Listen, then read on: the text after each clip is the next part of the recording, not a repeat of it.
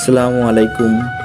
সম্মানিত দর্শক, দেশ ও দেশের বাইরে থেকে যারা এই প্রতিবেদনটি দেখতেছেন, আমি মোহাম্মদ রাজু ইসলাম।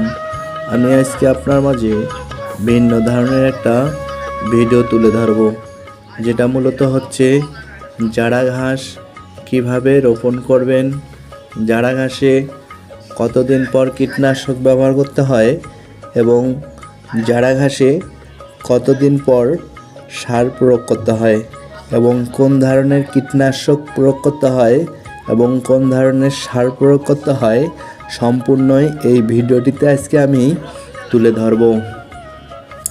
দর্শক, দেখতে পাচ্ছেন আপনারা, মূলত এই জমিটি আমার হ্যারো দিয়ে দুই চাষ করা হচ্ছে।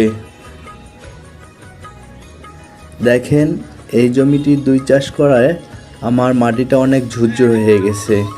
আপনারা যদি জারা ঘাস রোপণ করেন তাহলে আপনারা দুই চাষ বা চার চাষ করে নিতে পারেন।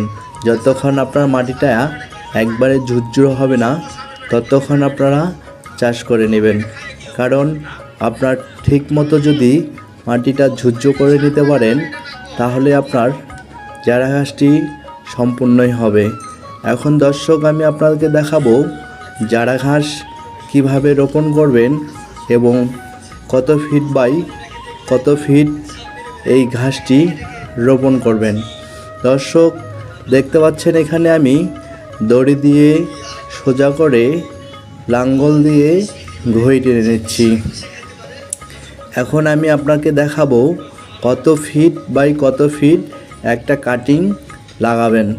এখানে দেখতে পাচ্ছেন আমি সাধারণত একটা করে কাটিং দিচ্ছি প্রায় 2.5 ফিট করে। এখন এর উপরে হালকা করে মাটি দিয়ে কাটিংটি ঢেকে রাখবো।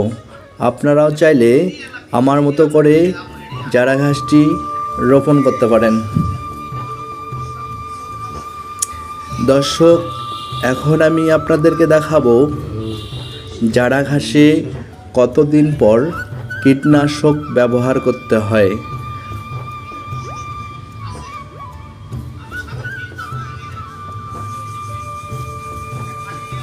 সম্মানিত দর্শক, 15 দিন পর আমি এই জমিটাতে কীটনাশক ব্যবহার করতেছি। এখানে আমি থ্রিউভিট, গ্রিন ক্যাপ এই দুইটা কীটনাশক পানি দিয়ে মিশ্রিত করে প্রয়োগ করতেছি। গ্রিন ক্যাপ, থ্রিউভিট দিলে আপনার কাণ্ডগুলা মোটা হবে এবং ঝোপ আকারের সৃষ্টি হবে।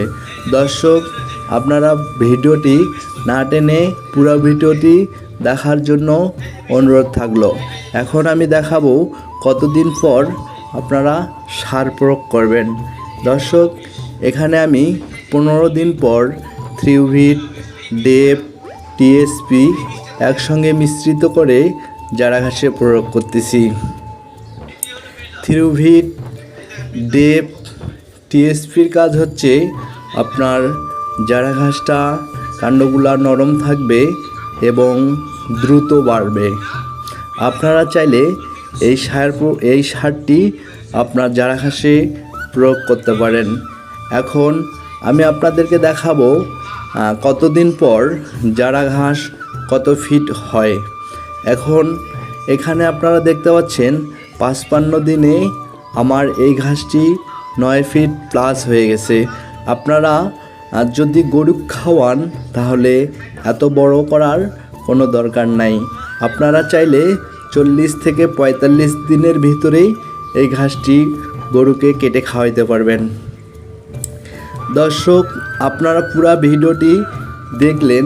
একই জমি থেকে শুরু থেকে শেষ পর্যন্ত একটা ঘাস, একটা কাণ্ড থেকে বা একটা কাটিং থেকে কতগুলা ঘাস হয়েছে আপনারা এই ভিডিওটিতেই দেখতে পাচ্ছেন। এখানে আমার ঘাসটি রাখা হয়েছে মূলত কাটিংয়ের জন্য।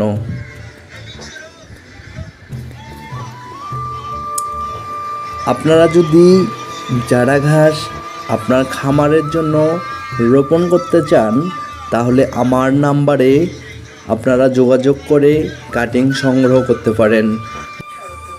জারা ঘাসে বিভিন্ন তথ্যর জন্য আপনারা যদি নতুন হয়ে থাকেন তাহলে আমার চ্যানেলটি সাবস্ক্রাইব করবেন এবং পরবর্তী ভিডিও দেখার জন্য পাশে থাকবেন।